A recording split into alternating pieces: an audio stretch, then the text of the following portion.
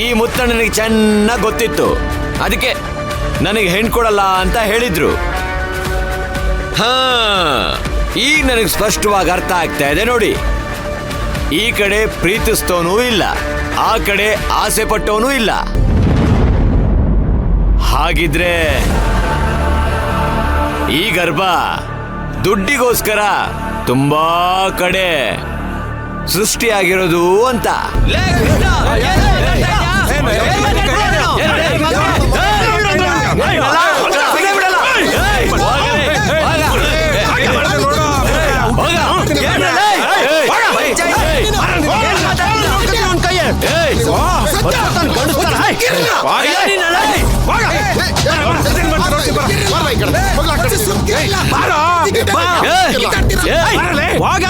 ನನ್ನ ಮಕ್ಕಳ ಸುಮ್ಕಿರ್ಲ ಸತ್ತು ಮೊದ್ಲು ಪಂಚಾಯತಿ ಗಡ್ಡೆಗೆ ಗೌರವ ಕೊಡೋದ್ ಕಲ್ತ್ಕೊಳ್ಳಿ.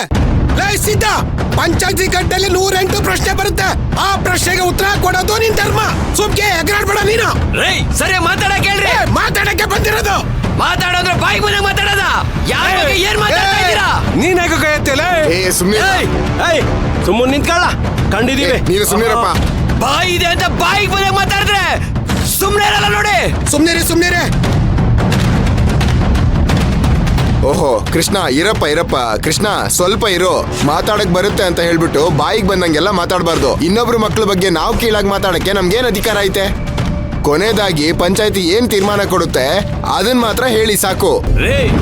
ಏನ್ರಿ ಹೊಸ್ದಾಗಿ ಏನೇನೋ ಹೇಳ್ತಾ ಇದ್ದೀರಾ? ನೋಡ್ರಪ್ಪ, ಹಿಂದೆ ಇದೇ ತರ ಒಂದು ಹುಡುಗಿ ಯಾವನ್ನೋ ಪ್ರೀತಿಸಿ ಕಳ್ಬಸ್ರಾಗಿದ್ಲು. ಅವಳು ಕಳ್ಬಸ್ರಾಗಿದ್ದು ಗೊತ್ತಾಗಿ ಆ ಹುಡುಗ ಓಡೋದ. ಅವನು ಓಡೋದ್ಮೇಲೆ ಅವಳು 4 ಜನ ಹುಡುಗರ್ನ, ಯಾರೋ ಜಾತ್ರೆಗೆ ಬಂದವ್ರನ್ನ, ಇವರೇ 4 ಜನ ಸೇರಿ ನನ್ನ ಬಸ್ರು ಮಾಡಿದ್ರು ಅಂತ ಹೇಳಿದ್ಲು. ನಾವೆಲ್ಲ ಸೇರ್ಕೊಂಡು ಕಂಡಿಡಿದ್ವಿ. ಅದ್ರಲ್ಲಿ ಆ ಹುಡುಗರು ತಪ್ಪಿರ್ಲಿಲ್ಲ, ಇವಳ್ದೇ ತಪ್ಪಿತ್ತು. ಆಮೇಲೆ ಅವಳನ್ನ ಊರಿಂದ ಬಹಿಷ್ಕಾರ ಹಾಕಿದ್ವಿ. ಈಗ ಹೇಳ್ತೀನಿ ಕೇಳಿಸ್ಕೊಳ್ಳಿ. ಪಂಚಾಯತಿ ಕಡೆ ತೀರ್ಮಾನ. ಆ ಹುಡುಗಿಗೇನು ಶಿಕ್ಷೆ ಕೊಟ್ಟಿದ್ವೋ ಅದೇ ಶಿಕ್ಷೆ ಈ ಮೈನನ್ಗೂ ಕೊಡ್ತಾ ಇದ್ದೀವಿ. ಊರಿಂದ ಬಹಿಷ್ಕಾರ ಆಗ್ತಾ ಇದ್ದೀವಿ.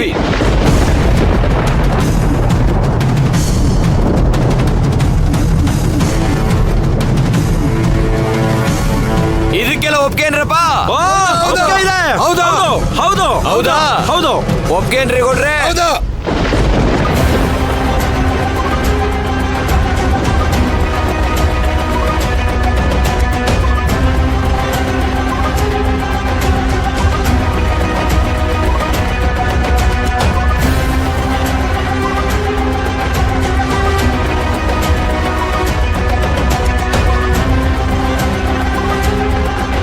ಬಹಿಷ್ಕಾರ ಹಾಕ್ತೀರಾ ಕಂಡ್ರು, ಹಾಕ್ತೀರಾ?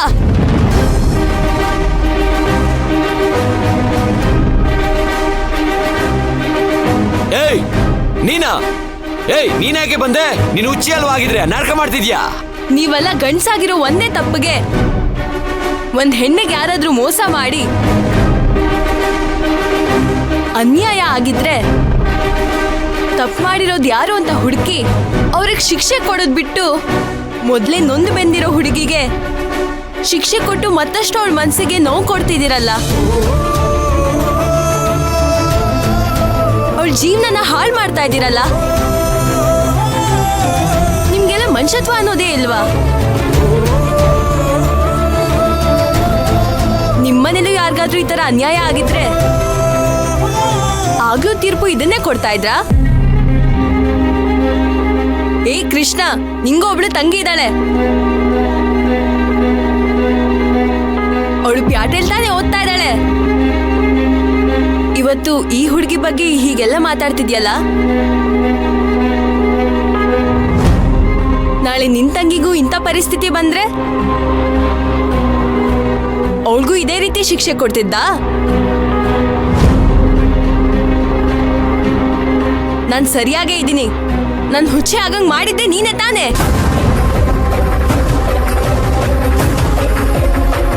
ನಾನೊಬ್ಳು ಜೀವನನ ಹಾಳು ಮಾಡಿದ್ ಸಾಕು. ಪಾಪ ಈ ಹುಡ್ಗಿನ್ ಬಿಟ್ಬಿಡಿ. ಎಲ್ರೂ ಸೇರ್ಕೊಂಡು ಈ ಹುಡ್ಗಿ ಜೀವನನ ಹಾಳು ಮಾಡ್ಬೇಡಿ. ಏಯ್ ಸುಮ್ನಿರೆ, ನಿನ್ನ ಊರಿಂದ ಆಚೆಗೆ ಬತ್ಕೊಂಡು ಹೋಗ್ಲಿ ಅಂತ ಬಿಟ್ಟಿರೋದೇ ಹೆಚ್ಚು. ಈ ಪಂಚಾಯತಿ ಕಟ್ಟೆಗೆ ಬಂದು ಇಲ್ಲಿ ಬಂದು ಉಪದೇಶ ಮಾಡ್ತಾ ಇದೀಯಾ? ನೀನೇನಾದ್ರೂ ನನ್ ಕಣ್ಮುಂದೆ ಇದ್ರೆ ಕಲ್ ತಗೊಂಡೈತೆ ಸಾಯಿಸ್ತೀನಿ. ಏ ವೀರೇಂದ್ರ, ಓದ್ ಕಳ್ಸ ಅವಳನ್ನ. ಏಯ್ ಹೋಗೋ ದಬ್ಬ ಆಚೆ ಅವಳ ತಳ್ಳ ಆಚೆ. ಹುಚ್ಚರೆಲ್ಲ ಪಂಚಾಯತಿಗೆ ಬಂದು ಮಾತಾಡ್ತಾರೆ.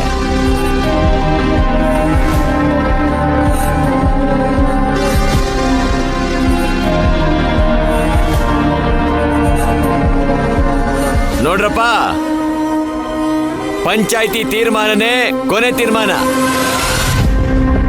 ಮೈನಾ ಯಾರಿಂದ ಬಸ್ರಿ ಆಗಿದ್ದಾಳೋ ಆ ಹುಡುಗನ್ನೇ ಮದುವೆ ಆಗ್ಬೇಕು. ಆ ಹುಡುಗನ ಮದುವೆ ಆಗೋವರೆಗೂ ಮೈನನ್ನ ಈ ಊರಿಂದ ಬಹಿಷ್ಕಾರ ಮಾಡ್ತಾ ಇದ್ದೀವಿ. ಈ ನಿರ್ಧಾರನ ಮುತ್ತಣ್ಣನ ಕುಟುಂಬ ಒಪ್ಕೊಳ್ಳೇಬೇಕು.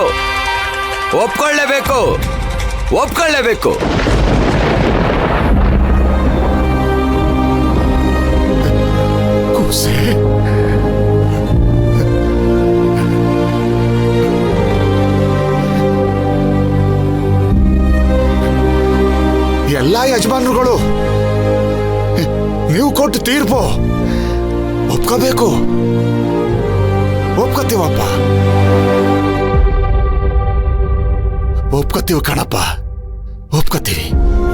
ಅದೇ ದೇವ್ರು ಕೊಡೋ ತೀರ್ಪೈತಲ್ಲ, ಅದು ನನ್ನ ಬಾಯಿಂದ ಬರ್ತದೆ, ನಿನ್ನ ಬಾಯಿಂದ ಅಲ್ಲ. ಏಯ್, ನೀವೇನು ನನ್ನ ಹೊರಗೆ ಹಾಕೋದು? ಯಾವುದೋ ಕೆಟ್ಟ ಗಳಿಗೆಲಿ ಏನೋ ಅನಾಹುತ ಆಗೋಯ್ತು. ನಮ್ಮೂರಿದು, ನಮ್ಮ ಹುಡುಗಿ ಇದು. ಅದಕ್ಕೆ ಏನಾರ ಸಹಾಯ ಮಾಡೋಣ ಅನ್ನೋದ್ಬಿಟ್ಟು ಬಹಿಷ್ಕಾರ ಹಾಕ್ತೀರಾ? ನೀವೇನೋ ಬಹಿಷ್ಕಾರ ಹಾಕೋದು? ನಾವು ಬಹಿಷ್ಕಾರ ಹಾಕ್ತೀವಿ ಇಂಥ ಕೆಟ್ಟ ಹುಳುಗಳಿಗೆ, ಕೆಟ್ಟ ಮನಸ್ಸಿಗೆ. ನನ್ ಕೂಸು, ಏಯ್, ಅದ್ ಯಾರಿದು ಕಾರಣನೋ ಅದನ್ನ ಕಂಡು ಹಿಡಿದು ಆ ಪಾಪನ ಎಲ್ರಿಗೂ ಹೇಳಿ ಮತ್ ಬತ್ತೀವಿ ಕಂಡ್ರು.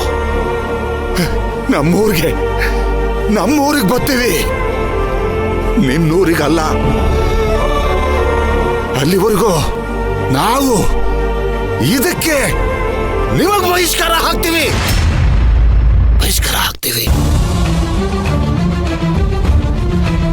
ಏನ್ ಮಾಡ್ಕೋತೀರ ಮಾಡ್ಕೊಳ್ಳಿ ಬಾಬಾ, ನಾನ್ ನಿನ್ ಜೊತೆ ಇರ್ತೀನಿ ಕಣವ.